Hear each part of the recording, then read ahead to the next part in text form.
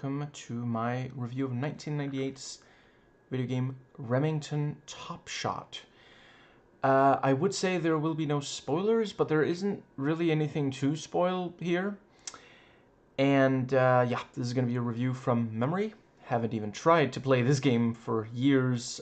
Played it a bunch, like back when it came out. I think I last played it probably about 20 years ago or so, but sank a decent number of hours into this thing. So, yeah, I really love this game. This is one of those where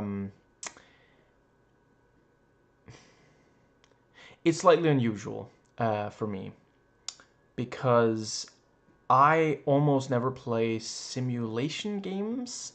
It's just not really my genre. But when I, found out about this, I knew I had to get it. I used to really like fiction stuff that had like guns and such. And, this was, I live in Denmark. This game was always the closest I was going to get to an actual shooting range and the closest I would ever want to get to. But yeah, that's why, and that's why I didn't play very much. I mean, I played a little bit of at least one of the Sims, at least one of the SimCity games, and yeah, just not my kind of thing. So the yeah, basically the game consists of a series of challenges where you can choose from a decent number of different guns, and from what I understand, they are realistically like they all have. It's not like one of those American action movies where you can fire a Desert Eagle and like, yeah, I'm not gonna go into a whole thing. If you've seen one American action movie, you've probably seen guns represented in an unrealistic manner. Although some movies recently have been doing better. But yeah, pistols, rifles, shotguns, an M60, and yeah, decent variety to the challenges. Skeet shooting. They have that thing that I forget what they're. I guess it's like a. I I do not recall what it is called, but that thing that American police do, where they probably other countries' police as well, where like these things will pop up and they have to make a split-second decision of whether to shoot or not. And let's see, the yeah, also just fairly completely straightforward target practice kind of shooting at a shooting range. And yeah, the skeet shooting is just woods kind of place. Yeah, nature-y, a place in nature. And the shooting range also fairly straightforward. The split-second decision one that I described before, they actually do a good job of like having different settings. Like let's see, one of them is like inner city kind of place. One of them's on a plane, and if you hit the plane itself, that's an instant fail. Like if I recall, you're allowed to hit like seats, but nowhere on the plane itself, or the game will just boot you out. Get off this plane. And yeah, like they do, the various challenges do a good job of testing different aspects. Skeet shooting, if you know very much about that, you probably already know, part of it is timing. and you have to aim like slightly in front of the little things that yeah. Let's see, and yeah, I already mentioned the other one tests you have to make a split-second decision, and it's that thing of like you don't know exactly where the next target's gonna pop up, nor what it's going to be, so you have to be ready to, recognize if it's friend or foe, and very quickly aim if it's foe. And the let's see, what's it called? The target practice one, requires patience and focus. If you fire many shots within a short space of time, you're going to miss a bunch. And there is this function where you can take a deep breath, and you're gonna want to do that one is not the best to use for the split second one, and it's not really necessary if I recall for the skeet one. But target practice, yeah, do it at the right time, because after a few seconds he's going to have to exhale, and he's gonna hold the gun very unsteady, like in real life, for several seconds, and the target practice, you can choose how close the target is, and the greater distance, the more points you'll earn. And you can also set it to like move the targets instead of them being static, for further challenge. And this is also one of those games, I love when games do this. There are things you can do in this game that are a bad idea, but the game is going to let you make that mistake. And it's not like, there's no, if you fail, you just have to restart. You don't have to like play a bunch more to get back to that point. It's not that kind of game. And it doesn't like, there's no penalty as such, there are points that you can either earn or lose the chance to earn, and that sort of thing, and that's basically it. But yeah, if you want to take an M60 skeet shooting, you're going to find out pretty quickly that's not a good idea. But the game's not going to prevent you from actually doing something that ridiculous, and yeah, you can bring the shotgun to the split-second decision, which, again, bad idea, but they do a good job of, the right, another thing I wanted to say, right, yeah, gotta finish my sentences. They do a good job of having the different guns have a purpose. Like, sometimes I find it frustrating when there are video games where you get a gun and it's like, well, yeah, it's kind of cool, but it's never actually useful. Like, there's no situation where you could realistically use it and accomplish anything, And that's not the case here. Every single gun is actually beneficial. I tried out every one of them, and yeah, there are some situations where they're not good, but, that's, yeah, you can find that out. And also, when you choose a gun, it will tell you the stats, it'll tell you, yeah. I don't need to explain what stats are. The target practice itself is really great for letting you experiment, because you can't really make a mistake. You can just find out, okay, how, I already mentioned you can adjust the targets.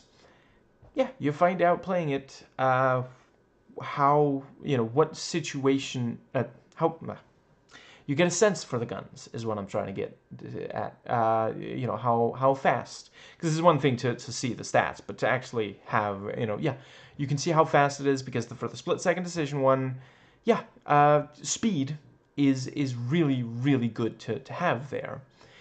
Let's see. Yeah, and I guess that does cover that. Yeah. The sounds the guns make, and the animation is quite good. It is very much like You know, the right. I guess I will just briefly note I did have some fun playing the Deer Avenger. You know, when they started making Deer Hunter games, you know, I mean, for one thing, they deviate a lot from that movie. But yeah, you know, I don't really think we should be killing animals unless it's absolutely necessary. So I did like the Deer Avenger, where you play as the deer and you're trying to take out the hunters, you know, shoes on the other foot. But I think I only ever played the demo. I don't think I got the full game. Anyway, uh, yeah, the I think that does bring us to the yeah, you know, so it's not as detailed and such as like a lot of first-person shooters will. I guess it is roughly around the level of something like System Shock 2, you know. So yeah, it gets it across. It doesn't look bad, but it doesn't look like, you know, yeah. A lot of first-person shooters have very polished, yeah. And let's see yeah, I haven't really mentioned you can't move anything other than the uh, gun, you know, in this. And it is also a game where, you know, you don't have to play for very long before you've seen everything it has to offer. Right, I should also note, I have no idea if you can still even get this game, so this is just like for you to sit back and, that's interesting, more than I'm telling you to go seek out a copy. But yeah, yeah, there's no moving. That was one thing. This is one of the games that I could play with my dad. You know, this and House of the Dead and the House of the Dead Overkill. I guess also House of the Dead 2 and 3 now that I think about it, but those were pretty much them, you know. When he started playing video games, he was, you know, it was, he was maybe a little too old to get into, you know, yeah, stuff like, you know, movement, like WASD kind of movement. But yeah, one thing that he wished this had was a cover function. So I had to break it to him that, you know, there are cover fire shooters, but you have to be able to move the character for those also. But it works, you know, because it has you purely focus on the gun itself. You know, you aim, you shoot, you reload. That's it. There's nothing, and you choose which gun. You know, and there's also a decent number of guns. I'd say there's probably maybe a dozen or so. And let's see, I think that does pretty well cover.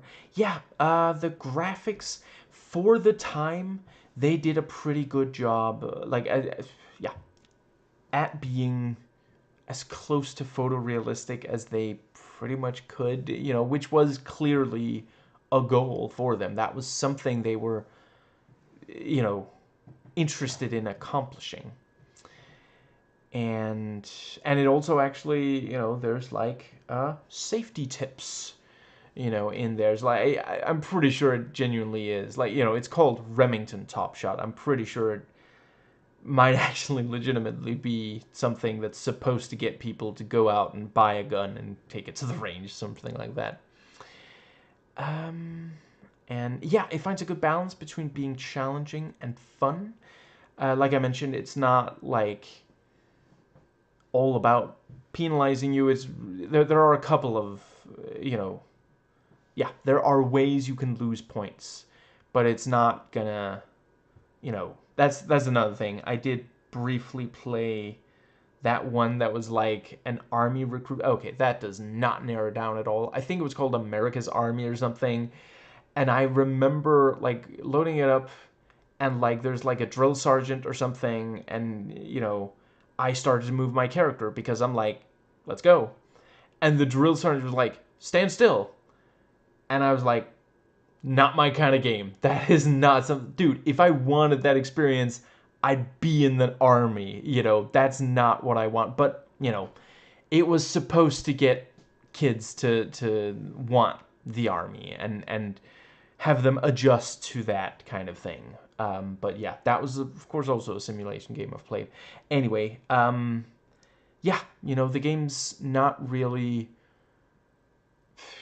too all about penalizing. It is very much just like a space where you can experiment, and that was part of why. And I appreciate that's a big thing in simulation games. I'm not saying that's unique here, but that was something I really appreciated about it. And let's see. Yeah, stuff like replayability pretty much comes down to trying to beat your high score. There's not really anything else. And I think that does more or less cover. Right, I did already talk some about like settings. I think they. So it doesn't quite have level design since I mentioned, as I mentioned, you can't actually move, but they do a good job of just. Yeah, I gotta explain that at least a little bit more. Basically, the screen you're on doesn't really change. You can point further to the left and further to the right, and maybe also up and down. I forget, but other than that, it is this static area. That you're, yeah, and they do a good job of making it genuinely feels like, oh, this is like a part of like a city, which, yeah, I think the fact that they chose like inner city and I mean, the plane, that's pretty much gotta be like a hijacking. So yeah, there is a certain let's go with it's meant for like law enforcement people or people fantasizing about that sort of thing. And yeah, um I think that does pretty well cover. Yeah, um I feel like there's something that I am missing. Right, it was also it was one of the first games to have uh, I think it's called iron sight aiming, or that's one of the ways it's referred to, down the sight, kind of. Because 1998, like, sure, for some weapons, it was possible in, its contemporary Half-Life 1, but a bunch of them it wasn't. Let's see, Half-Life 1, I think it was pretty much just the crossbow. And then in Opposing Force, I think you got a sniper rifle, but other than that, they didn't really let you, it was always from shooting from the hip kind of thing. But yeah, in this one, you can do it with any gun, and it does improve your accuracy, but it also makes you aim slower. So there's a trade-off there. And that's the thing, the game does a good job of trade-offs. There were guns that I found were especially good for certain situations, but there's not a single gun in this game that's just like, oh, that's, no matter what, it's great, no matter the situation. So yeah. Yeah, I guess I can just briefly give, if you in the inner city bit, rifle might be good. Some of the enemies can be far away. In the plane, all the enemies are fairly close. You're basically in the what's it called? Like the aisle, I guess it's. Yeah, I think that's what it's called. Um, yeah, I think that yes. So a handgun is good there because they can't be that far away from you at any point. Yeah, just they do such a good job of that. And I think that pretty well covers everything in the game. But yeah, I already mentioned, my father, yeah, um, he was born in the mid 40s. So by the time this game came out, you can do the math. And yeah, he did well at it, and it's something like it could be the first game you ever played. And yeah, the aging out of playing this game at all, like you pretty much have to get to the age where you just can't use a mouse anymore at all. Like you could probably at the very least do the skeet shooting, even if you're, a senior frickin' citizen. So yeah, I kind of appreciate sometimes, like a lot of my favorite games are very, very challenging. But sometimes it's nice that the games exist that are just like, no, it's, what's the word? Like, it's, yeah, it's something that anyone could, that's right. That's another thing. There is no violence here. Like in a lot of first-person shooters, yeah, there was a while where they traded in violence. They tried to top each other with how stuff like Doom and Duke Nukem 3D reuse forthcoming. Yeah, they very much wanted to feature violence and shock the player, or rather the player's mom and grandma and such. Which is not, I'm not being derogatory towards, moms and grandmas are great. But let's see, yeah, zero violence. You don't cause violence and you don't face violence. The fail thingy, the if you reach a fail state, it's just gonna go back to the, and one click on the start button and you're right back into the,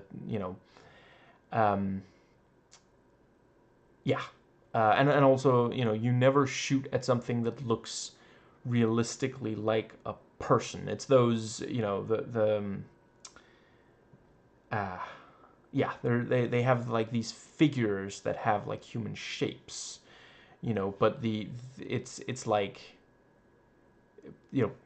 blacked out. You don't see faces or any like, so you never feel like you're shooting something living, Yeah, I think that does cover everything. Um, yeah, the thing about, the idea of like a plane hijacking, flight can be,